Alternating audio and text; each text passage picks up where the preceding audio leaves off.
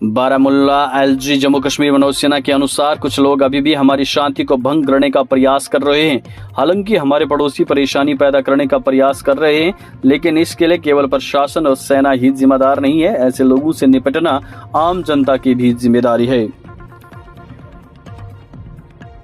कुछ लोग हैं जो हमारी शांति को अभी भी खलल डालने की कोशिश कर रहे हैं।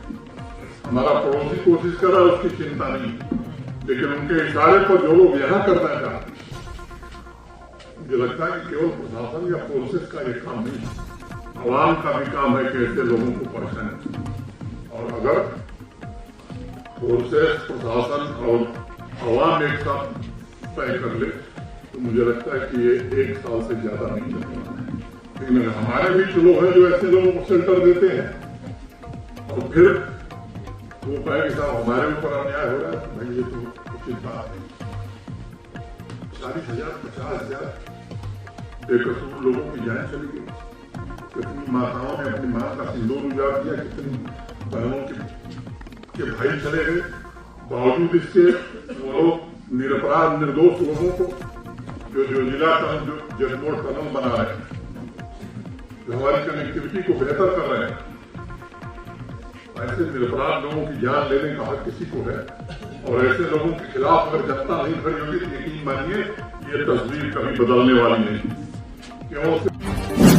यदि वाजपेयी के रोड मैप का सही तरीके से पालन किया जाता तो जम्मू कश्मीर की स्थिति खराब नहीं होती। विधानसभा में सीएम उमर अब्दुल्ला ने कहा कि वाजपेयी ने हमेशा स्थिति सुधारने की कोशिश की।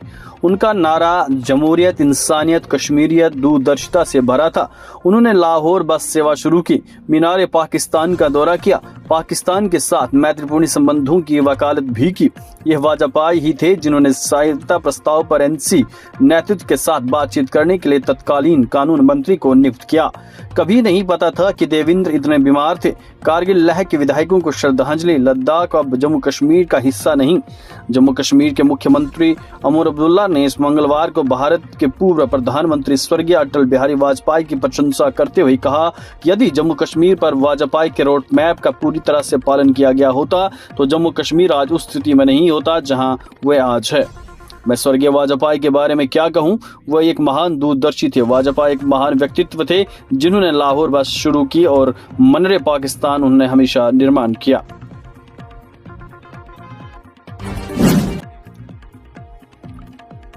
बांदीपुरा में मुठभेड़ में एक आतंकवादी मारा गया। उत्तरी कश्मीर के बांदीपुरा जिले के कैटसून इलाके में मंगलवार को चल रहे अभियान में एक अज्ञात आतंकवादी मारा गया। सूत्रों ने जीएनएस को बताया कि शुरुआती गोलाबारी में एक आतंकवादी मारा गया है। मुठभेड़ खत्म होने के बाद उसकी पहचान का पता लगाया जाएगा। पुलिस और सेना की एक संयुक्त टीम ने एक विशेष इनपुट मिलने के बाद बांदीपुरा में घेराबंदी और तलाशी अभियान शुरू किया था। मेजर जनरल एपीएस बल ने जम्मू कश्मीर में डेल्टा फोर्स के जीओसी का पदभार संभाला।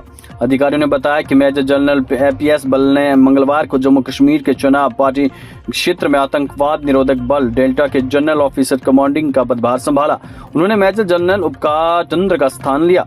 सेना के जम्मू स्थित व्हाइट नाइट कोर के एक्स पर पोस्ट में कहा, मेजर जनरल एपीएस बल ने जीओसी सीएफ के रूप में कमान संभाली।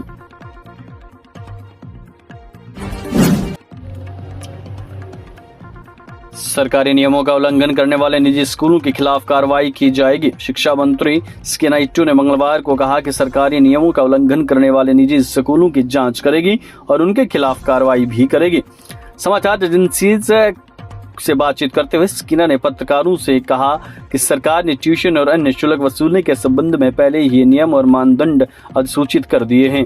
उन्होंने कहा कि जम्मू कश्मीर में निजी स्कूलों को सरकार द्वारा विनियमित किया जा रहा है और नियमों का उल्लंघन करने फीस बढ़ाने वालों के खिलाफ कार्रवाई भी की जाएगी।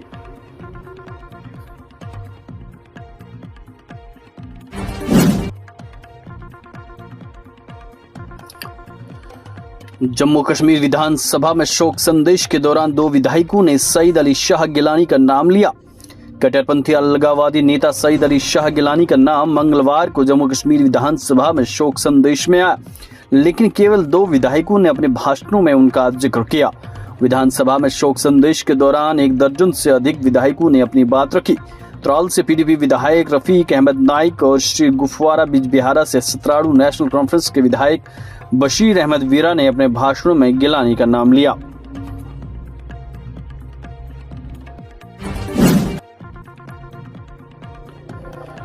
पुलिस ने बारामूला में ड्रग तस्कर को गिरफ्तार किया, प्रतिबंधित पदार्थ बरामद। समाज से ड्रग की बुराई को खत्म करने के अपने प्रयासों को जारी रखते हुए पुलिस ने बारामूला में ड्रग तस्कर को गिरफ्तार किया और उसके कब्जे से प्रतिबंधित पदार्थ बरामद किया है। SHO PS बारामूला के नेतृत्व में पुलिस स्टेशन बारामूला की एक पुलिस पार्टी ने इको पार्क बारामूला में स्थापित एक चेक पॉइंट पर एक व्यक्ति को रोका, जिसकी पहचान रोशन अहमद आवान पुत्र मोहम्मद अहमद वावन निवासी परन पीलन उरी के रूप में हुई।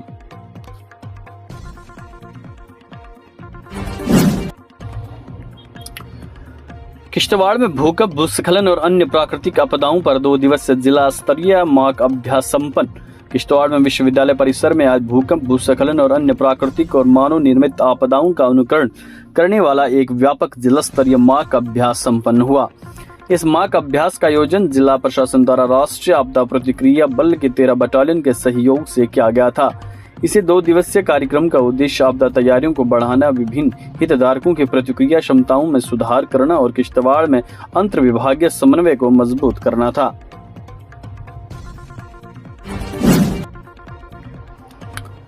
सलमान खान को एक और धमकी, 5 करोड़ की मांग। भेजने वाले ने खुद को लॉरेंस बिश्नोई का बाया बताया।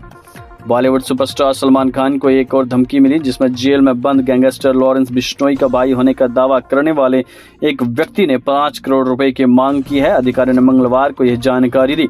एक अधिकारी ने बताया कि धमकी भरा ये संदेश, जिसमें खान से काले हिरण की कथित शिकार की घटना पर माफी मांगने को भी कहा गया था। सोमवार देर रात वाली इलाके में स्थित Mumbai traffic police control room में पहुंचा। पुलिस अधिकारी ने बताया कि संदेश भेजने वालों ने दावा किया है कि ये गैंगस्टर लॉरेंस बिश्नोई का भाई है।